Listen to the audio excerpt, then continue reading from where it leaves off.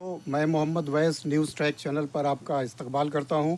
दोस्तों, आज हम रमज़ान के बारे में नईम साहब मोहम्मद नईम साहब से बात करेंगे।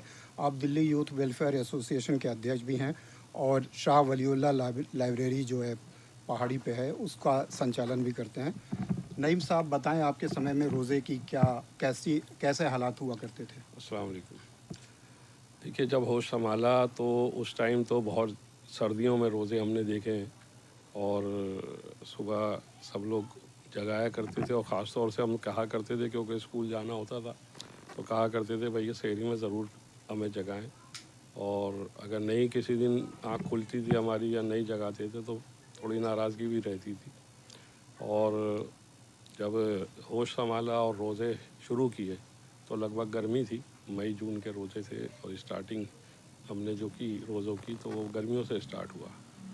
और उस टाइम स्कूल से आने के बाद थोड़ा सा, क्योंकि दिल लंबा भी होता था और स्कूल से आने के बाद तो ठंडा पानी की बहुत तलब होती थी, लेकिन अल्लाह का शुक्र है कि उस टाइम से जब रोज़े रखने शुरू किए और अल्लाह का शुक्र है आज तक रेगुलर रोज़े चल रहे हैं हम लोगों के। तो बचपन में हम लोगों ने देखा कि जब शहरी में जगाया जाता था तो दादी हमारी पराठे पकाती थी देसी घी के, और हर उसको एक देसी घी का पराठा और एक सादी रोटी दी जाती थी, तो वो लोग खाते थे।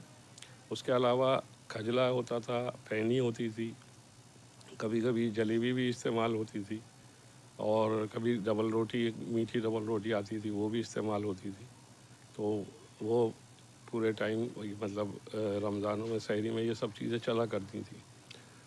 इफ्तार के टाइम में तो ये होता था कि उस टाइम सिर्फ ये फ्रूट चाट होता था, चने की दाल अक्सर होती थी, अब तो शायद बहुत कम दिखाई देती है। और जो फ्रूट चाट के साथ भी मिक्स होती थी और अलग से भी उसको, और हर घर में चने की दाल इस्तेमाल होती थी। अफ्तार में शरबत का भी काफ़ी अच्छा रोल हुआ करता हाँ, था। उस टाइम में तो रूह अफ़ज़ा था और आज भी रूह अफ़ज़ा का ही बोल वाला है, बहुत डिमांड आज भी।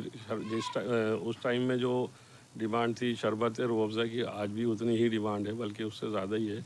बीच में तो शरबत रूह अफ़ज़ा की भी शॉर्टेज हो गई थी कुछ साल पहले तक। तो अभी तो काफ़ी कुछ चेंज आ गया है, पहले बहुत सारी चीज़ें आ गई हैं। अब पहले तो लिमिटेड आइटम्स हुआ करती थी, फ्रूट चाट के अलावा कुछ दाल वगैरह होती थी, कुछ पकौड़ी वगैरह चलती थी। अब तो बहुत आइटम हो गई हैं। अच्छा, आपके समय में भी या आपके मोहल्ले में भी शहरी में उठाने वाले लोग आया करते थे, वो क्या करते थे? जी, शहरी में आते थे, एक वो उनके हाथ में डंडा होता था, जब्बार साहब थे और एक जुग्गन साहब थे, ये दोनों जगाया करते थे, डोर टू डोर जाते थे। और अब उसको थोड़ा सा चेंज हो गया है, अब थोड़ा मस्जिदों में या सायरन बज जाते हैं या मस्जिदों से ऐलान हो जाता है कि इतना टाइम हो गया है, आप लोग जाग जाएं, सहरी खा लें। और शहरी में बचपन से ही हम लोग देख रहे हैं, कुछ आते थे कि यहाँ आज़म साहब थे, यहाँ करीब ही रहते हैं, पुरानी दिल्ली के बड़े मशहूर नाच पढ़ते थे वो। और उनकी बड़ी बहुत शौक़ से लोग सुना करते थे, और काफ़ी देर तक वो यहाँ घरों के पास आके पढ़ा करते थे, लोग पैसे दिया करते थे उनको। लेकिन उसके बाद भी लोग आए, लेकिन आज़म साहब का जो बात थी वो बात अब वो नहीं है, लेकिन फिर भी अभी भी आ रहे हैं। अभी लास्ट वीक भी आए थे कुछ लोग, और लोग उनकी मदद भी करते हैं, पैसे वगैरह भी देते हैं। अफ्तार का पहले कैसे पता चलता था आप लोगों को कि अफ्तार का वक्त हो गया? अफ्तार के लिए पहले तो हम लोग तो बचपन में हमारे कुछ बच्चे जो छत पे चले जाते थे, क्योंकि जामा मस्जिद की मीनार की लाइटें देखकर इफ्तार होता था। लेकिन उस टाइम में गोला भी चलता था तो उसकी आवाज़ आती थी घरों पे। अब तो इतना ज़्यादा हालत ख़राब है, पॉल्यूशन इतना ज़्यादा है, तो अब आवाज़ तो बिल्कुल नहीं आती। और इधर से इनके इनके जो अब गोले हैं उसकी कैपेसिटी भी बहुत हल्की कर दी इन्होंने। मेरे ख़्याल से वो अगर मीना बाज़ार तक भी उसकी आवाज़ नहीं जाती जामा मस्जिद पे, अगर वो चलते हैं तो। हाँ, वो तो शायद कोर्ट के ऑर्डर से ऐसा किया गया है। वो जो भी है, जो भी रीज़न रहा, लेकिन कुछ लोग छतों पे रहते थे बच्चे, जब लाइट जल जाती थी तो आके बता दिया करते जी रोज़ा खुल गया है, फिर अजानों की आवाज़ें भी आ जाती थी। तो ये चलता था पहले। तो तो ईद वाले दिन आप लोग क्या करते थे? ईद वाले दिन ईद से पहले तो हमारे वालिद के साथ हम लोग जाते थे कपड़े वगैरह ख़रीदने, चप्पलें ले ख़रीदते थे। जामा मस्जिद के चारों तरफ दुकानें हुआ करती थी पुराने टाइम में। और गेट नंबर 1 पे भी इधर चप्पलों की, कपड़ों की दुकानें हुआ करती थी।